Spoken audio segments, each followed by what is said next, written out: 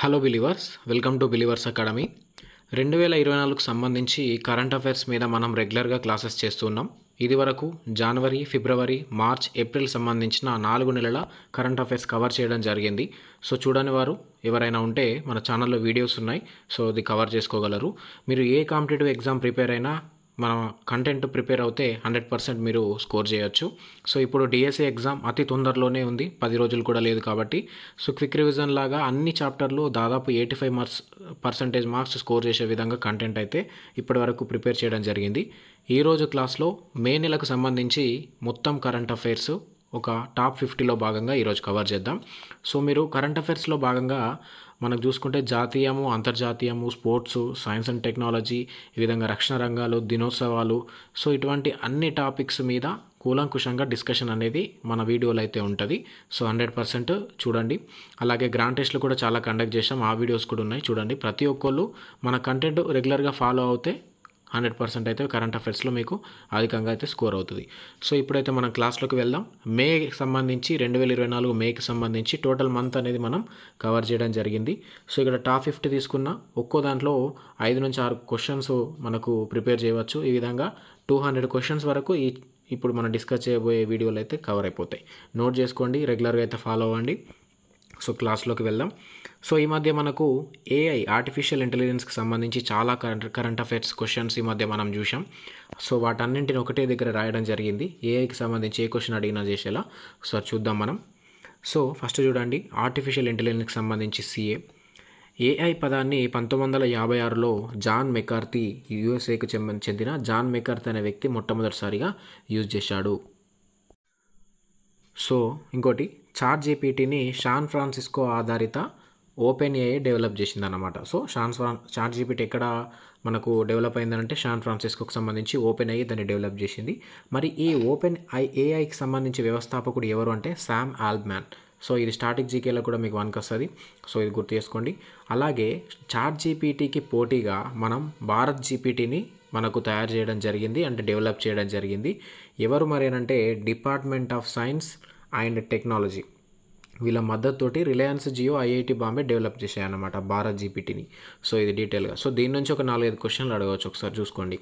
అలాగే భారత్ నీతి ఆయోగ్ భారత మొట్టమొదటి ఏఐ నిర్దిష్ట క్లౌడ్ కంప్యూటింగ్ ఐరావత్, అంటే ఐరావత్ యొక్క ఫుల్ ఫామ్ చూడండి, AI research analytics and knowledge dissemination platform ఐరావత్ని ఏర్పాటు చేయనుంది అన్నమాట. ఎవరు? భారత్ యొక్క నీతి ఆయోగ్ అన్నమాట.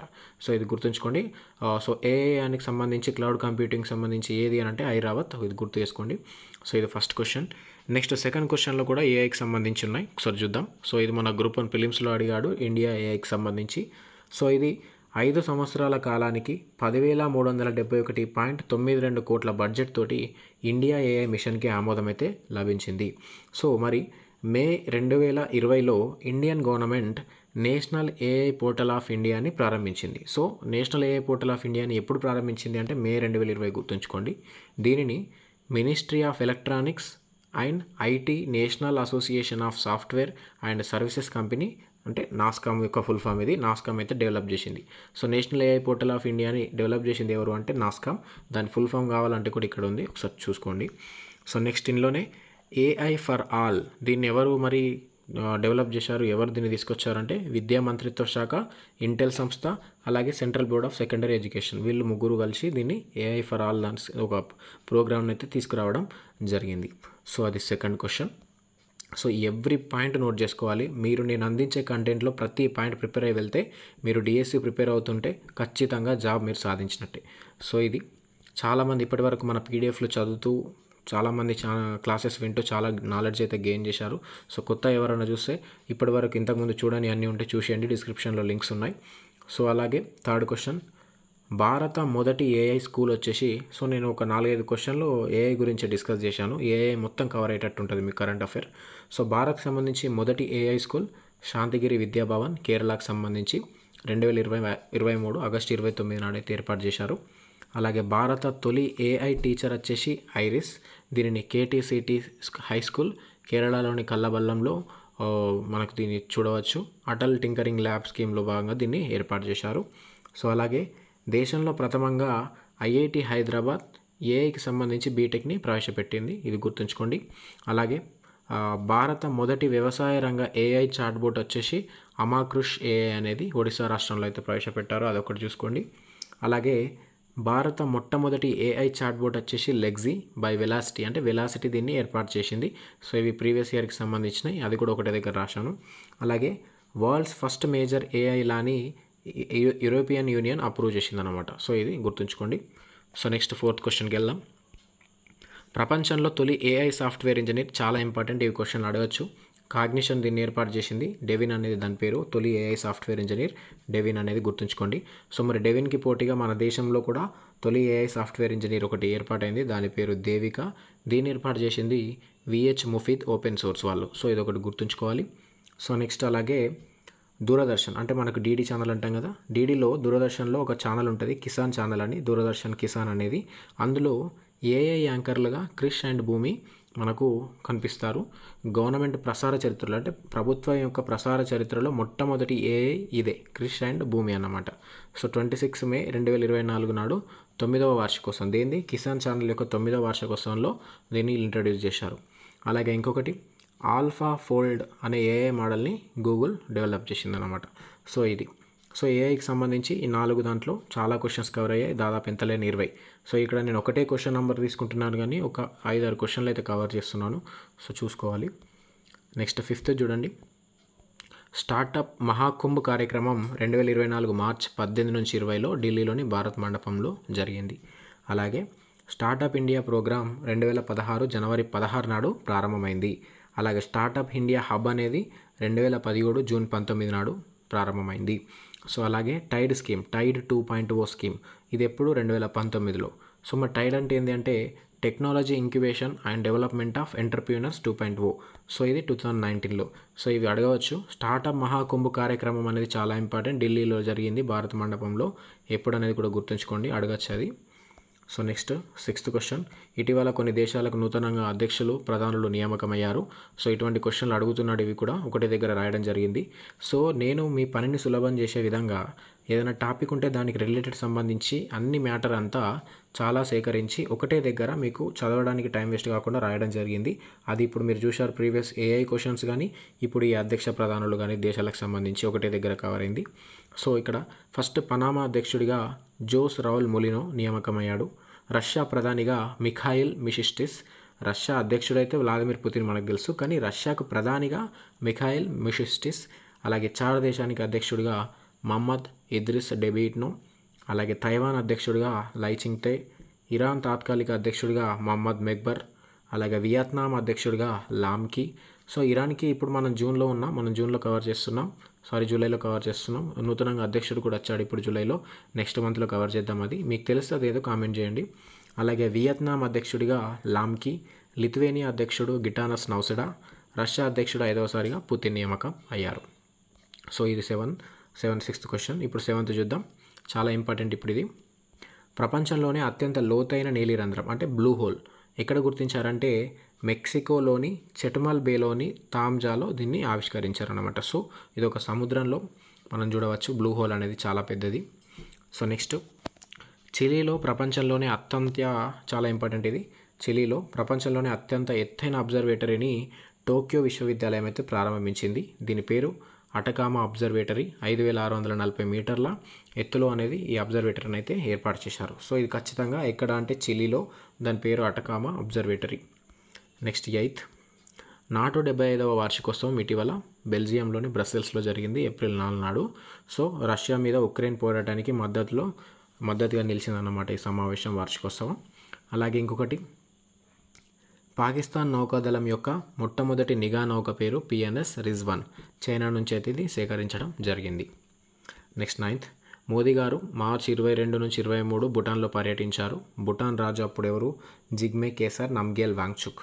సో మనం ఇందులో ఇంపార్టెంట్ పాయింట్ ఏంటంటే భూటాన్ యొక్క అత్యున్నత పౌర పురస్కారమైన ఆర్డర్ ఆఫ్ ది డ్రూక్ గాల్పోని మోదీ గారికి ఇవ్వడం అయితే జరిగింది. సో నెక్స్ట్ 10th కొన్ని ఆపరేషన్స్ చూద్దాం ఒకటే దగ్గర. ఆపరేషన్ సంకల్ప్ సోమాలియా పైరేట్ల నుంచి సరుకు రవాణా నౌక అయిన ఎంవి రియోన్ను భారత వైమానిక నౌకాదళాలు విడిపించాయి. సో ఇది ఎంవి రియోన్ అనేది ఇంపార్టెంట్ సంకల్ప. ఇంకొకటి బాన్సీ బకెట్ ఆపరేషన్, మరి దేంది? ఉత్తరాఖండ్లో అడవి కార్చిచ్చుని నివారణ కోసం ఇండియన్ ఎయిర్ ఫోర్సు ఈ ఆపరేషన్ అయితే చేపట్టింది మంటలు ఆర్పడానికి. సో ఇదొకటి. ఇంకా చాలా మీకు ఆపరేషన్స్ గురించి తెలియాలంటే ప్రీవియస్ క్లాసెస్ వినండి, అందులో కూడా ఒకటే దగ్గర రాయడం జరిగింది. అలాగే మిలిటరీ ఎక్సర్సైజ్ కూడా ఒకటే దగ్గర రాయడం జరిగింది. ఇప్పటి వరకు ఒక 25 నుంచి 26 మిలిటరీ ఎక్సర్సైజ్ కూడా మనం కవర్ చేసాం. అందులోకి వెళ్ళి ఒక క్వశ్చన్ అయితే కన్ఫర్మ్. నెక్స్ట్ 11th, దేశంలో మొట్టమొదటి రాజ్యాంగ పార్కుని పూణేలో ప్రారంభించేందుకు భారత సైన్యం పునీత్ బాలన్ గ్రూపు ప్రయత్నాలు అయితే చేయడం జరుగుతుంది. ఇక్కడ పూణేలో మొదటి రాజ్యాంగ పార్క్. అలాగే UNESCO memory of the world రిజిస్టర్లో రామ్చరితమానస్, పంచతంత్రం, సహృదయ లోకాన చోటు పొందాయి. చాలా ఇంపార్టెంట్. మెమోరీ ఆఫ్ ద వరల్డ్లో పేరు పొందిన అంటే చోటు పొందిన భారత్కి సంబంధించిన ఏవి అంటే ఇవి చూసుకోవాలి. రామ్చరితమానస్, పంచతంత్రం, సహృదయ లోకాన. Next 12th, India skills 2024 India premier skill competition ప్రారంభోత్సవం ఎక్కడ జరిగిందంటే 2024 మే 15న న్యూఢిల్లీలోని యశోభూమిలో అయితే జరిగింది. నెక్స్ట్, ఉపాధి హామీ వేతనాలు మనకు 4 నుంచి 10% పెంచడం జరిగింది. అత్యధికంగా హర్యానాలో 374 రూపాయలు, అత్యల్పంగా నాగాలాండ్లో 234 రూపాయలు అయితే మనం చూడవచ్చు. అదే మళ్ళీ తెలంగాణకు వస్తే 28 రూపాయలు పెరిగి 300 అయితే అయిందట. సో తమిళనాడులో 319 అయితే మనం చూడవచ్చు. సో ఇది ఉపాధి హామీ వేతనాలు. ఇట్లా అడగచ్చు కూడా. Central government schemes, state games, ఇట్లా ఈ విధంగా ప్రోగ్రామ్స్ కూడా అడుగుతున్నాడు, కవర్ చేసుకోవాలి. అలాగే ఇంకొకటి, అరుణాచల్ ప్రదేశ్లోని సేలా టన్నెల్ 2024 మార్చి 10న ప్రారంభించడం జరిగింది. ప్రపంచంలోనే అతి పొడవైన డబుల్ లేన్ రోడ్ సొరంగం అన్నమాట. ఇది చాలా ఇంపార్టెంట్. ఇట్లా అడగచ్చు. ప్రపంచంలోనే అతి పొడవైన డబుల్ లేన్ రోడ్ సొరంగం ఏది అంటే సేలా టన్నెల్. ఎక్కడ ఉందంటే అరుణాచల్ ప్రదేశ్. అట్లా నోట్ చేసుకోవాలి. సో నెక్స్ట్ 13, ఇటీవల ఇంటర్నేషనల్ సోలార్ అలయన్స్ ISA అంటారు.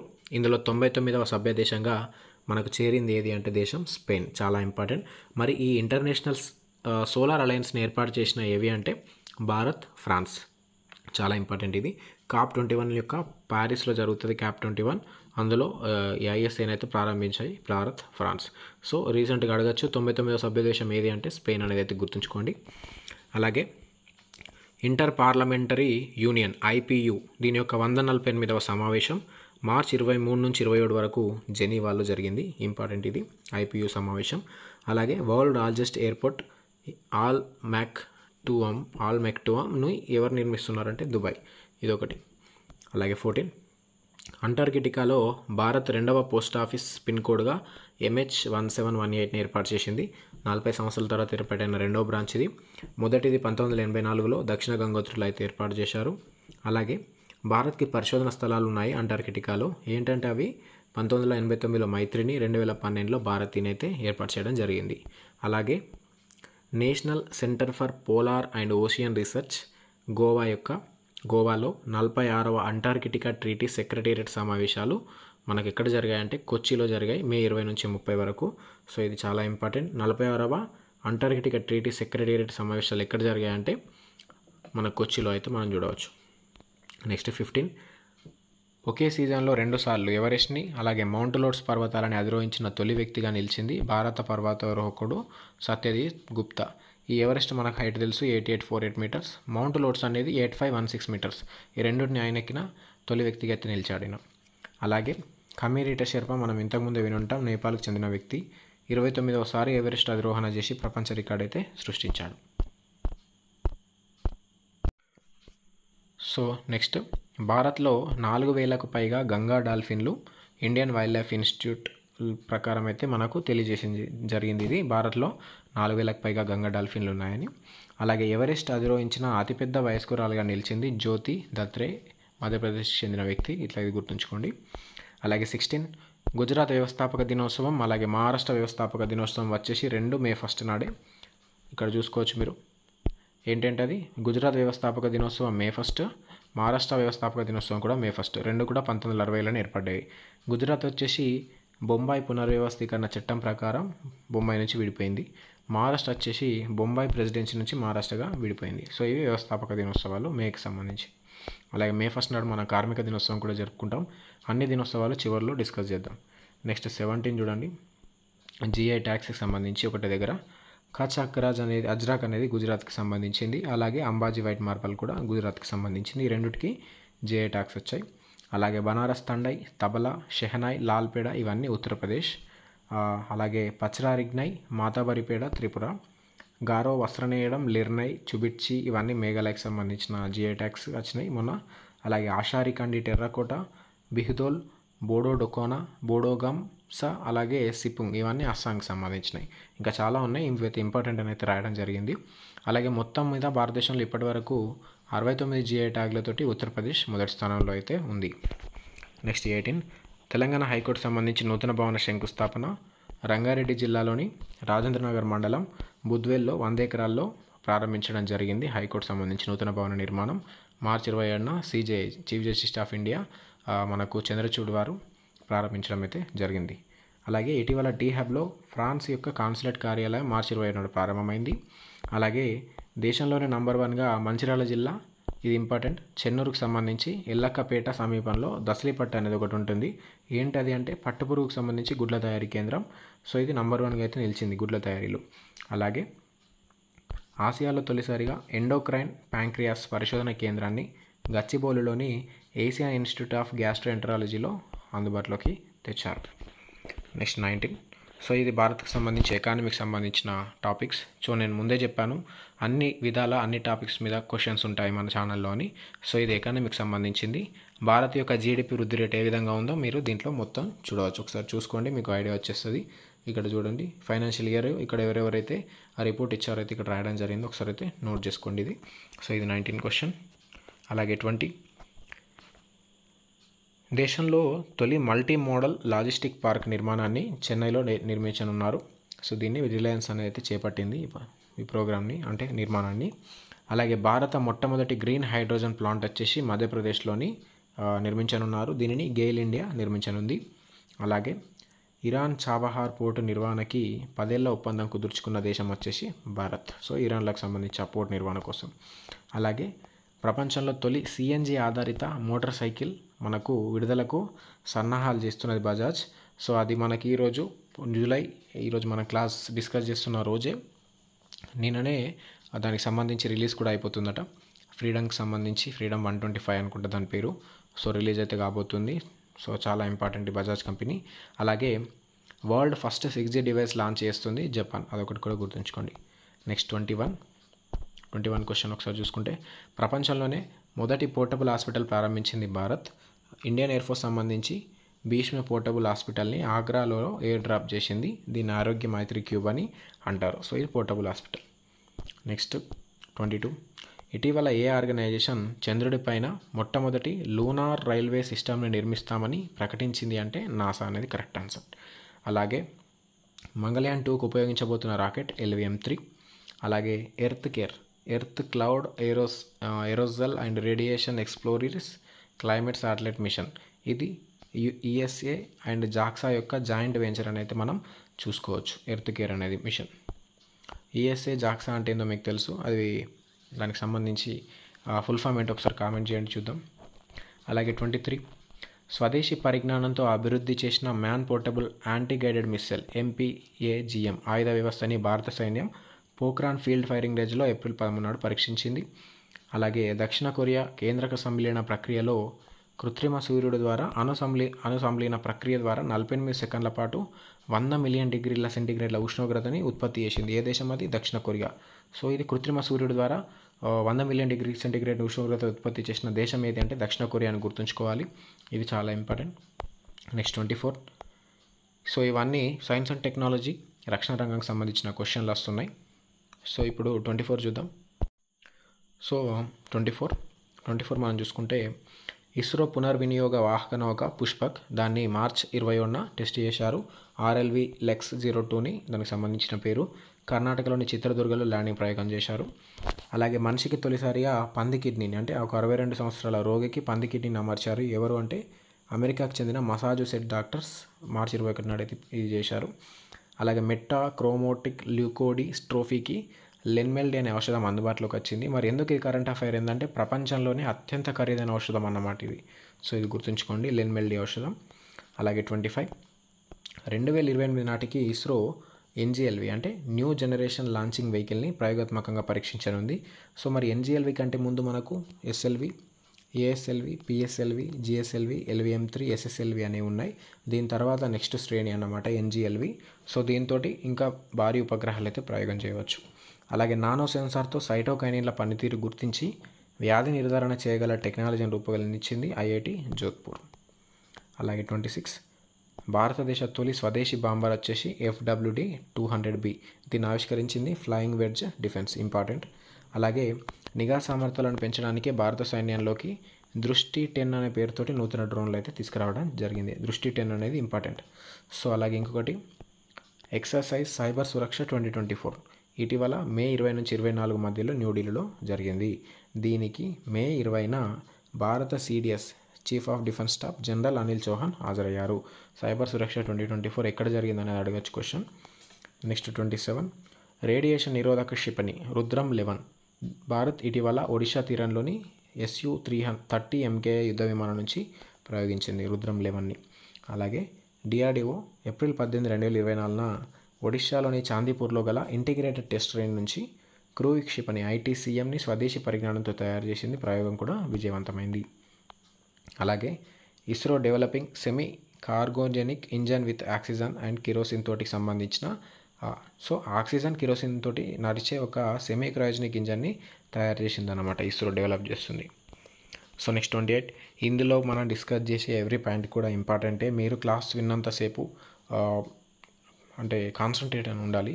ఎందుకనంటే చాలా ఫిల్టర్ చేసి రాయబడిన క్వశ్చన్స్ ఇవి. ఎందుకంటే ఖచ్చితంగా ఎగ్జామ్లో ఏం అడుగుతాడో అవే రాయడం జరిగింది. సో ఇంకా దీంట్లోకి వెళ్ళి మీరు ఇంకా ఫిల్టర్ చేస్తే మాత్రం లాస్ అవుతారు. 100% ప్రతిదీ వినాల్సిందే. సో ఇక్కడ మిలిటరీ ఎక్సర్సైజ్ చూడండి, red flag, Gagan strike, Tarkash ఏ దేశాలతో చేశారో ఇక్కడ రాయడం జరిగింది. ఇవన్నీ చాలా ఇంపార్టెంట్. రెడ్ ఫ్లాగ్ అనేది అలాస్కాలో జరుగుతుంది, ఐఏఎఫ్ చేస్తుంది. Gagan strike IAF army and IAF and army తోటి పంజాబ్లో జరుగుతుంది. తర్కష్ వచ్చేసి ఇండియా అండ్ యూఎస్ఏకి సంబంధించిన ఎక్సర్సైజ్. అలాగే 29 స్విట్జర్లాండ్కి చెందిన ఐక్యూ ఎయిర్ మార్చ్ 19న వరల్డ్ ఎయిర్ క్వాలిటీ రిపోర్ట్ని విడుదల చేసింది. దీని ప్రకారం ప్రపంచంలోని అత్యధిక కాలుష్య మెట్రో ప్రాంతంగా బీహార్లోని బెక్సరాయ్ నిలిచింది. అలాగే తర్వాత గువాహటి, ఢిల్లీ, సుమల్లాన్పూర్ని అయితే మనం చూడవచ్చు. అలాగే ఢిల్లీ ప్రపంచంలోనే అత్యంత కాలుష్య రాజధానిగా నగరంగా అయితే నిలిచిందన్నమాట. అలాగే లండన్ క్యూఎస్ వరల్డ్ యూనివర్సిటీ నివేదిక ప్రకారం ఏప్రిల్ 10న రిలీజ్ అయింది. IIM Indian institute of management Ahmedabad అనేది వాళ్ళలోనే 25th ర్యాంక్ పొందిందన్నమాట. మొత్తం 29 places. 30 world economic forum travel and tourism development ఇండెక్స్లో భారత్ యొక్క ప్లేస్ 39, ఇంపార్టెంట్. సో ఇట్లా నివేదికలు అయితే ఒకటే దగ్గర రాయడం జరిగింది. మార్చ్కి సంబంధించిన దాంట్లో ఒకసారి చూసుకోండి. అలాగే ఆక్స్ఫర్డ్ ఎకనామిక్స్ గ్లోబల్ సిటీస్ ఇండెక్స్లో ఢిల్లీ 350 స్థానంలో ఉంది. సో న్యూయార్క్ అనేది టాప్లో ఉంది. సో నెక్స్ట్ ఏమేమి ఉన్నాయి ఇక్కడ చూడవచ్చు. సో నెక్స్ట్ 31 చూద్దాం. సో కొన్ని నియామకాలు ఉంటాయి ఇప్పటి నుంచి. మైక్రోసాఫ్ట్ విండోస్ అధిపతిగా పవన్ దావులూరి, NDRF న్యూ డిజీగా Piyush Anand, Indian banks association చైర్మన్గా MV రావు, ప్రసార భారతి చైర్మన్గా నవనీత్ కుమార్ సెహగల్. సో ఇంకా కొన్ని చూద్దాం. 32లో అంతర్జాతీయ మాదక ద్రవ్య నియంత్రణ మండలికి ఎన్నికైంది జగజిత్ పవాడియా. సో ఫోర్బ్స్ సంబంధించి 2024లో టాప్ 10లో 9th ప్లేస్లో ముఖేష్ అంబానీ ఉంటాడు. ఫస్ట్లో బెర్నార్డ్ ఆల్టల్, సెకండ్లో Elon Musk, third Jeff Bezos. అలాగే ఫోర్బ్స్లో ప్రపంచంలో అత్యంత చిన్న వయసు బిలియనీర్గా లివియా నిలిచింది. 19 సంవత్సరాలే ఆమెకి. వాళ్ళ తాతకు సంబంధించిన ఆస్తి దాదాపు 67,000 కోట్లకు సంబంధించి ఆమె పేరు మీద వస్తే అట్లా బిలియనీర్గా మారుతుందంట. నెక్స్ట్ 33 ఇటీవల లడఖ్కి రాష్ట్ర హోదా కోరుతూ సోనమ్ వాంగ్చుక్ అనే వ్యక్తి నిరాహార దీక్ష చేశాడు. అలాగే న్యూయార్క్ టైమ్స్ స్క్వేర్లో భూపాలపల్లి జిల్లాకు సంబంధించిన ఫోటోగ్రాఫర్ అయిన అరుణ్ కుమార్ యొక్క చిత్రం ప్రదర్శించారు. అలాగే MW బూయి కనుగొన్న 2005/296 గ్రాశకలానికి బెంగళూరుకి చెందిన ఇండియన్ ఇన్స్టిట్యూట్ ఆఫ్ ఆస్ట్రోఫిజిక్స్ శాస్త్రవేత్త అయిన ఆచార్య జయంతి మూర్తి పేరు అయితే పెట్టారు. సో 215884 జయంతి మూర్తి అనేది దానికి పేరు పెట్టడం జరిగింది. నెక్స్ట్ 34 ఇంకా కొన్ని నియామకాలకు సంబంధించి ఒకసారి చూద్దాం తొందరగా. సెక్యూరిటీస్ అపిలేట్ ట్రిబ్యునల్ SAT అధికారిగా దినేష్ కుమార్ నియామకమయ్యాడు. యూనిసెఫ్ ఇండియా బ్రాండ్ అంబాసిడర్గా కరీనా కపూర్ నిలిచింది. అలాగే టాటా ఎలక్ట్రానిక్స్ చైర్మన్గా S చంద్రశేఖరన్, ఇఫ్కో చైర్మన్గా దిలీప్ సంఘ, RBI ఎగ్జిక్యూటివ్ డైరెక్టర్గా R లక్ష్మీకాంతరావు. సో నియామకాలు కూడా నేను అన్ని ఒకటి దగ్గర రాశాను. సింప్లిఫై చేయడం జరిగింది. నా కంటెంట్ ఎప్పుడు కూడా మీకు సింప్లిఫై చేసి ఇవ్వడం జరుగుతుంది. మీకు ఎక్కువ ఎఫర్ట్ పెట్టాల్సిన అవసరం లేదు. యాజ్ ఇట్ ఈజ్గా మన కంటెంట్ ఉన్నట్టు చదువుకొని నోట్ చేసుకుంటే ఈజీగా మార్క్స్ అయితే గెయిన్ చేయొచ్చు. ఇప్పటివరకు చాలామంది మన కంటెంట్ని పీడిఎఫ్స్ని జిరాక్స్ తీసుకొని కూడా ప్రిపేర్ అవుతున్నారని తెలిసింది. చాలా థ్యాంక్స్ అందరికీ. 100% ఈ విధంగానే ప్రిపేర్ అవ్వండి. ఇంకా కూడా ఎక్స్ట్రా కావాలంటే ఇంకా ఇంకా వెళ్ళండి ఇంకెక్కడన్నా. దాదాపు 85% అయితే కవర్ అవుతాయి. ఇంకా ఎక్స్ట్రా కావాలంటే మాత్రం ఇంకా చదవండి. సో 35 భారత పరిశ్రమల సమాఖ్య అధ్యక్షుడిగా సంజీవ్ పురి, నాఫెడ్ చైర్మన్ జదాహిర్, ఎస్ఎస్సి చైర్మన్గా రాకేష్ రంజన్. సో వీళ్ళు నియామకమయ్యారు. అలాగే ఇంకోటి చూడండి, AI powered digital spokes person Victoria she. So దీన్ని నియమించింది ఏ దేశం అంటే ఉక్రెయిన్. మరి ఏ శాఖ కంటే విదేశాంగ మంత్రిత్వ శాఖకి. సో ఇక్కడ ఇంకొకటి కవర్ అయింది ఇక్కడ చూసుకోండి. నెక్స్ట్ 36 ఇటీవల green Oscar Whitelee gold award 2024 పొందింది పూర్ణిమాదేవి బర్మన్. అస్సాంకు సంబంధించిన ఆమె హర్గిలా అనే జాతి పక్షుల రక్షణ కోసం కృషి చేస్తుంది. అందుకని ఇది గ్రీన్ ఆస్కార్ వచ్చిందనమాట. అలాగే యునెస్కో గిల్లెర్మో కానో ప్రైజ్ 2024 అనేది పాలస్తీనా జర్నలిస్టులకు ఇచ్చారు. అలాగే 6వ అంతర్జాతీయ వార్తాపత్రిక రూపకల్పనలో ది హిందూ పత్రికకి గెలిచిందన్నమాట. నీరజ్ చోప్రాకి సంబంధించి కథనంని చాలా ఫేమస్ చేశారు వాళ్ళు. సో అందుకనైతే అవార్డు వచ్చింది. నెక్స్ట్ 37 ఖగోళ శాస్త్ర ప్రతిష్టాత్మకమైన షా ప్రైజ్ని గెలుచుకుంది శ్రీనివాస్ ఆర్ కులకర్ణి. అలాగే 77వ కేన్స్లో పాయల్ కపేడియాకి సంబంధించి ఆల్ వీ ఇమాజిన్ యాజ్ లైట్కి గ్రాండ్ పిక్స్ అవార్డు అయితే వచ్చింది. అలాగే ఐరాస military gender advocate of the year అవార్డుని పొందింది major Radhika Sen. Next 38 John L Jack Swigert junior అవార్డుని ఇటీవల పొందింది. చంద్రయాన్ 3 ప్రయోగం ఇస్రోకి అయితే ఈ అవార్డు వచ్చింది. అలాగే సాహిత్య అకాడమీ ఫెలోషిప్ని సంబంధించి అత్యున్నత పురస్కారం రస్కిన్ బాండ్ అయితే రచయిత గెలుచుకున్నాడు. నెక్స్ట్ 39 కొన్ని సమావేశాలు చూద్దాం. 10వ వరల్డ్ వాటర్ ఫోరం సదస్సు ఇండోనేషియాలోని బాలిలో జరిగింది మే 21న. దీని యొక్క థీమ్ షేర్డ్ ప్రాస్పరిటీ వర్ వాటర్.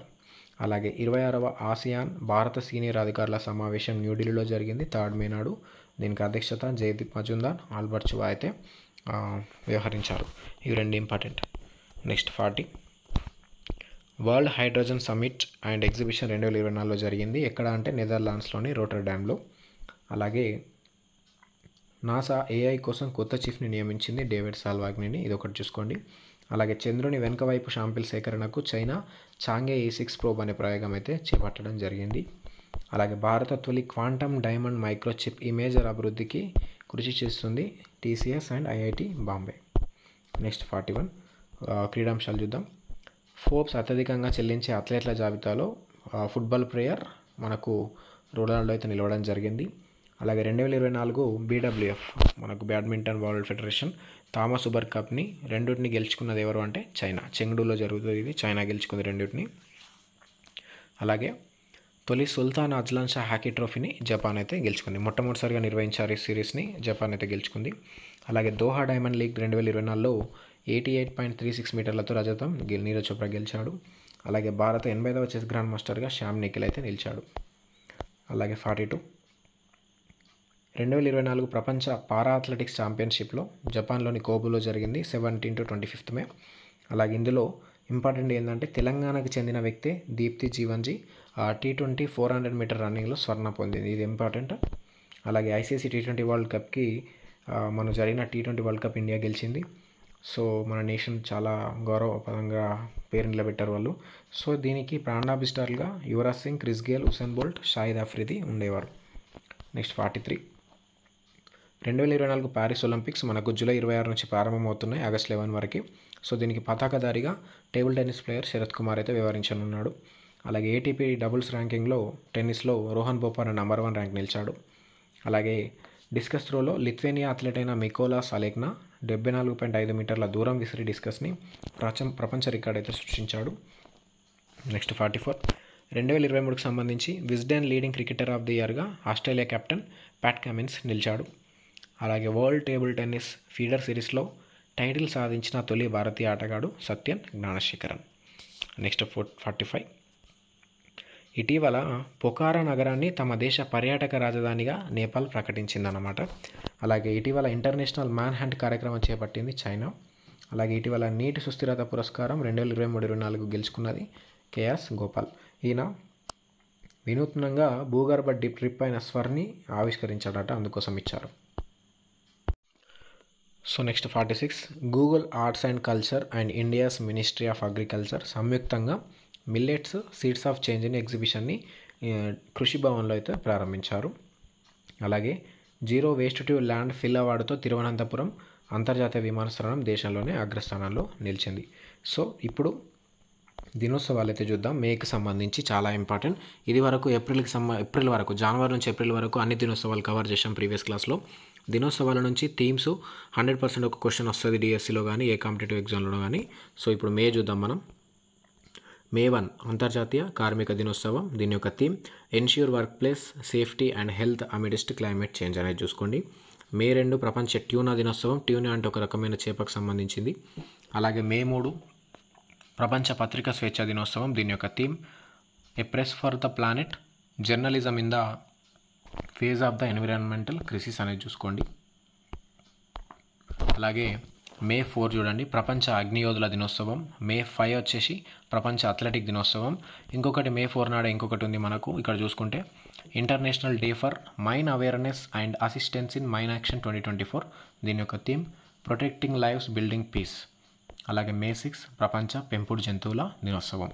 నెక్స్ట్ 48లో మే 7 చూడండి, ప్రపంచ ఆస్తమా దినోత్సవంగా జరుపుకుంటారు మే 7ని. దీని యొక్క థీమ్ ఆస్తమా ఎడ్యుకేషన్ ఎంపవర్స్. ఈ థీమ్స్ అన్ని 2024 సంవత్సరానికి సంబంధించినవి చూసుకోండి. అలాగే మే 8 నాడు ప్రపంచ రెడ్ క్రాస్ దినోత్సవంగా జరుపుకుంటారు. దీని యొక్క theme I give with joy and the joy I give is a reward. So ఇదొకటి.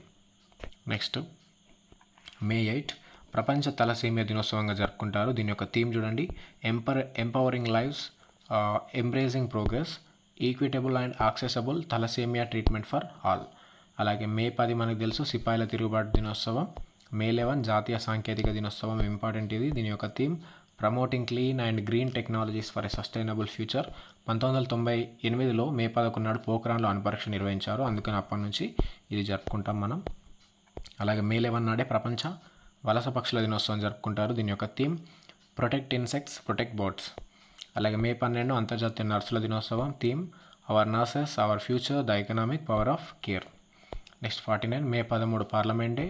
మే 15 వచ్చేసి అంతర్జాతీయ కుటుంబ దినోత్సవం. దీని యొక్క theme families and climate change international year of the family +30 అనేది చూసుకోవచ్చు.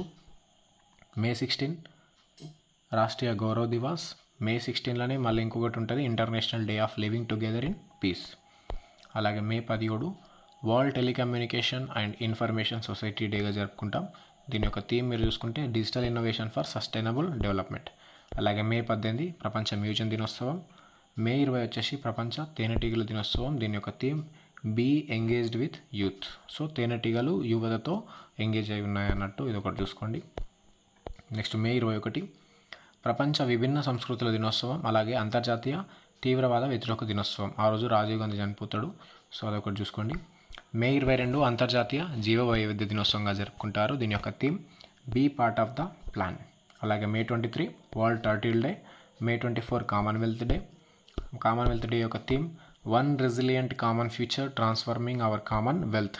సో చాలా ఈ థీమ్స్ అనేవి గూగుల్లో అక్కడ ఇక్కడ చాలా బుక్స్ రిఫర్ చేసి ఒకటి దగ్గర చేర్చడం జరిగింది. ఖచ్చితంగా మన ఎఫర్ట్ మీకు కళ్ళ ముందరనే కనిపిస్తుంది. సో జస్ట్ సబ్స్క్రైబ్ చేసుకుని అవసరమైన వాళ్ళకి షేర్ చేయండి. మీ ప్రిపరేషన్ లైఫ్ మొత్తంలో కూడా 100% ఉపయోగపడుతుంది మన ఛానల్. సో నెక్స్ట్ మే 25 నుంచి 31 వరకు స్వపరిపాలన లేని భూభాగాల ప్రజలకి సంఘీభావం తెలిపే అంతర్జాతీయ వారోత్సవాలు అన్నమాట ఇది. అలాగే మే 25 వరల్డ్ ఫుట్బాల్ డే. మే 28 వచ్చేసి అంతర్జాతీయ మహిళా ఆరోగ్య దినోత్సవంగా జరుపుకుంటారు. దీని యొక్క థీమ్ మీరు చూసుకుంటే mobilisation in critical times of threats and opportunities. అలాగే మే 28 ప్రపంచ ఆకలి దినోత్సవం. దీని యొక్క theme developing mothers developing world. Next May 29 అంతర్జాతీయ ఎవరెస్ట్ దినోత్సవం. అలాగే ఐక్యరాజ్య సమితి శాంతి స్థాపక దినోత్సవం. ఇక మే 30 చూసుకుంటే అంతర్జాతీయ బంగాళాదుంప దినోత్సవంగా జరుపుకుంటారట.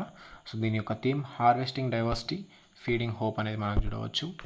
అలాగే మే 31 అంతర్జాతీయ పొగాకు వ్యతిరేక దినోత్సవంగా జరుపుకుంటారు. దీని యొక్క థీమ్ మీరు చూస్తే protecting children from tobacco industry interference. So ఇది దినోత్సవాలు.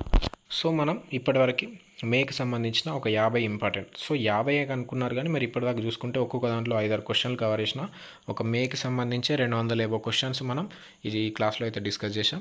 సో ప్రీవియస్ క్లాస్లో నేను జనవరి, ఫిబ్రవరి, మార్చ్, ఏప్రిల్ కవర్ చేయడం జరిగింది. ఒకసారి ఆ పీడిఎఫ్లు చూద్దాం. సో ఇక్కడ చూడవచ్చు ఇది జనవరికి సంబంధించిన కరెంట్ అఫైర్స్. ఇప్పుడు మనం ఏది డిస్కస్ చేసాం కదా దానిలాగానే ఇది జనవరికి సంబంధించి.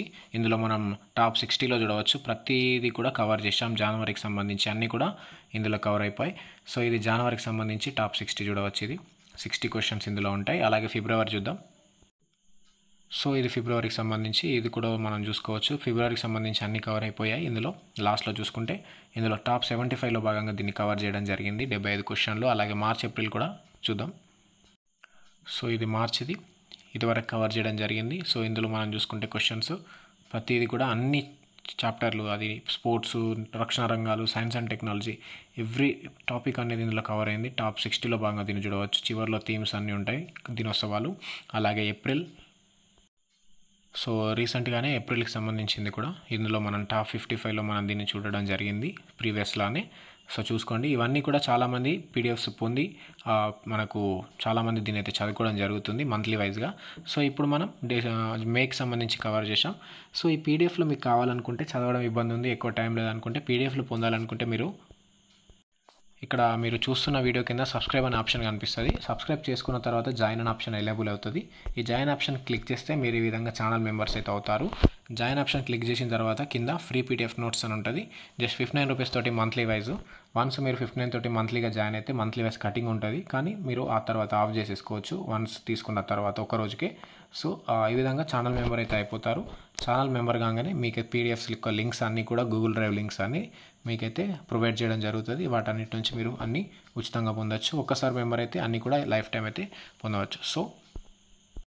సో ఖచ్చితంగా టైం ఎక్కువ లేదు కాబట్టి ప్రతి వారు ఇప్పటి నుంచి జనవరి నుంచి మే వరకు 5 నెలల పీడిఎఫ్స్ కరెంట్ అఫైర్స్ మనం కవర్ చేయడం జరిగింది. ఈ 5 నెలలకు సంబంధించి దాదాపు చూసుకుంటే 250 బిట్స్ అయితే మనం కవర్ చేసాం. 250 అంటే ఇంటూ 4 వేసుకున్న 1000 కరెంట్ అఫైర్స్ క్వశ్చన్లు మనం కవర్ చేయడం జరిగింది. ఈ 1000 క్వశ్చన్లు లేదా 250 మ్యాటర్ మొత్తం మీరు కవర్ చేసి ఉంటే డిఎస్సిలో ఖచ్చితంగా ఏ కాంపిటేటివ్ ఎగ్జామ్ అయినా ఒక 4 నుంచి 5 మార్కులు అయితే పొందొచ్చు. Job deciding factor. ఖచ్చితంగా ఇప్పుడే ఛానల్లో జాయిన్ అవ్వండి, ఛానల్ని రెగ్యులర్గా ఫాలో అవ్వండి, ఇప్పుడే సబ్స్క్రైబ్ చేసుకొని ఛానల్లో అయితే జాయిన్ అవ్వండి. సో ఇదే విధంగా రెగ్యులర్గా కంటెంట్ అందిస్తుంటాం. అతి తొందరలోనే జూన్ది కూడా కవర్ చేసి గ్రాండ్ టెస్ట్లో నిర్వహించబోతున్నాం. ఎవరైతే డిఎస్సి ప్రిపేర్ అవుతున్నారో గ్రాండ్ టెస్ట్లో రెగ్యులర్గా ఫాలో అవ్వండి. 100% గ్రాండ్ టెస్ట్లో ఎవరైతే ఫాలో అవుతారో, ఈ కంటెంట్ ఎవరైతే విని నోట్స్ ప్రిపేర్ చేసుకున్నారో వాళ్ళకైతే ఈజీగా స్కోర్ చేసుకోవచ్చు. Thank you. మీకు తెలిసిన ప్రతి ఒక్కరికి మన ఛానల్ షేర్ చేయండి. సో దిస్ ఇస్ క్రాంతి ఉప్పు, బిలీవర్స్ అకాడమీ. జై హింద్.